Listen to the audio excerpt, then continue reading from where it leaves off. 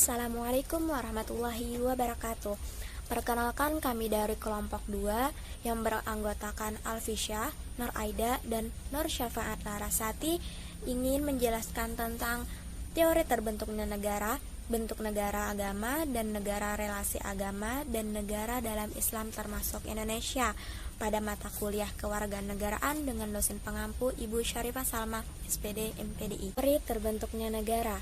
Setiap negara memiliki pengalaman berbeda dalam hal terjadinya negara dan dapat diakui oleh negara lain. Ada beberapa cara untuk mengetahui asal mula terjadinya suatu negara, yaitu secara faktual, yaitu cara mengetahui asal mula terjadinya negara berdasarkan fakta yang nyata, yang dapat diketahui melalui sejarah lahirnya negara tersebut, misalnya seperti pendudukan, penyerahan, penaikan, peleburan, proklamasi, pembentukan baru, dan penguasaan. Secara teoritis, ada beberapa teori terbentuknya suatu negara, yaitu 1. Teori ketuhanan yang meyakini bahwa sesuatu yang terjadi di dunia atas kehendak Tuhan, termasuk terjadinya negara. Indonesia termasuk dalam contoh negara seperti ini karena telah berjuang melawan penjajahan dan pada akhirnya merdeka pada tanggal 17 Agustus 1945. Teori ini dipelopori oleh tokoh-tokohnya seperti Agustinus, Cronenberg, dan Thomas Aquinas. Yang kedua ada teori kekuasaan. Teori ini menyebutkan bahwa negara terbentuk atas dasar kekuasaan yang diciptakan oleh seseorang yang paling kuat dan berkuasa. H.J. Lasky mengatakan jika negara dapat mengatur masyarakatnya melalui sejumlah peraturan yang telah dibuatnya untuk memaksa masyarakat patuh pada negara. Pendukung teori ini adalah H.J. Lasky dan Leon Dequette. 3. Teori perjanjian masyarakat atau biasa disebut dengan kontrak sosial. Dalam teori ini, negara terjadi karena adanya perjanjian masyarakat untuk mendirikan negara dan memilih penguasa yang akan memimpinnya. Perjanjian ini diadakan agar kepentingan bersama dapat terpelihara dan terjamin. Orang yang satu tidak merupakan binatang buas bagi yang lain, kata Homo hominolopus menurut Hobbes. Tokohnya adalah Thomas Hobbes, John Locke, dan J.J. Rousseau. Yang keempat atau yang terakhir adalah teori hukum alam, menganggap terjadinya negara karena hukum alam yang bersifat universal dan tidak berubah.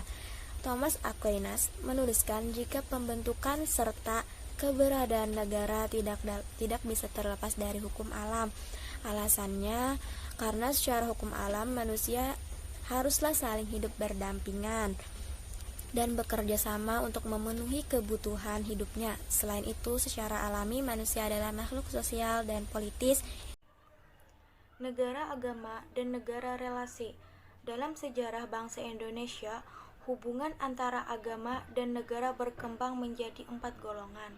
Pertama, golongan yang mengintegrasikan antara agama dan negara sebagai dua hal yang tidak terpisahkan. Sejarah integrasi agama dan negara berjalan dengan intensif pada masa pertumbuhan kerajaan-kerajaan Islam seperti Kerajaan Islam Perelak, Kerajaan Islam Samudra, dan Pasai di Aceh. Dalam sistem ketatanegaraan tersebut, hukum negara menjadi hukum agama, dan hukum agama juga menjadi hukum negara.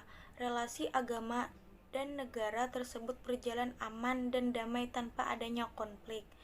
Kedua, golongan yang berpendapat bahwa agama dan negara berjalan dalam pusaran konflik dan saling menafikan di antara keduanya, sebagaimana terjadi di Sumatera Barat. Konflik kaum agamawan memiliki kehendak untuk menerapkan norma-norma agama Islam secara totalitas, sedangkan warga masyarakat lokal menolak pemberlakuan agama tersebut. Kejadian tersebut menimbulkan perang terbuka yang dikenal dengan Perang Paderi, perang para pemuka agama. Dari kejadian itu kemudian muncul semboyan adat bersendi syara dan syara bersendi kitabullah, yang artinya eksistensi hukum adat diakui selama tidak bertentangan dengan ketentuan syariat agama Islam. Ketiga, golongan yang membangun hubungan dinamis di antara negara dan agama. Norma-norma agama diberlakukan secara gradual dalam sistem hukum nasional dan berjalan tanpa konflik, sebagaimana sistem ketatanegaraan kerajaan Goa. Keempat, golongan yang membangun hubungan sekular ritualistik antara agama dan negara. Norma-norma agama diberlakukan dalam tradisi ritual keagamaan oleh pemerintah sebagai simbol pengayoman kepada warganya, sehingga masyarakat merasa diayomi dengan kedatangan pemimpin.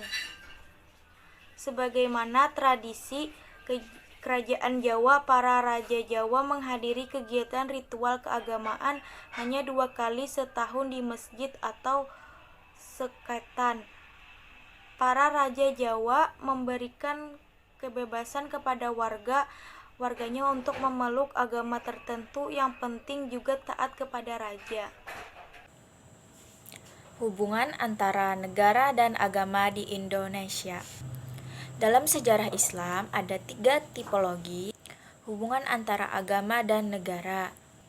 Din Syamsuddin membaginya sebagai berikut. Yang pertama, golongan yang berpendapat bahwa hubungan antara agama dan negara berjalan secara integral. Domain agama juga menjadi domain negara dan demikian sebaliknya. Sehingga hubungan antara agama dan negara tidak ada jarak dan berjalan menjadi satu kesatuan. Tokoh pendukung gerakan ini adalah Al-Madudi. Yang kedua, golongan yang berpendapat bahwa hubungan antara agama dan negara berjalan secara simbiotik dan dinamis dialektis, bukan berhubungan langsung, sehingga kedua wilayah masih ada jarak dan kontrol masing-masing, sehingga agama dan negara berjalan berdampingan. Keduanya bertemu untuk pemenuhan kepentingan masing-masing. Agama memerlukan lembaga negara untuk melakukan akselerasi pengembangannya. Demikian juga lembaga negara memerlukan agama untuk membangun negara yang adil dan sesuai dengan spirit ketuhanan. Dan yang ketiga, golongan yang berpendapat bahwa agama dan negara merupakan 2 domain yang berbeda dan tidak ada hubungan sama sekali.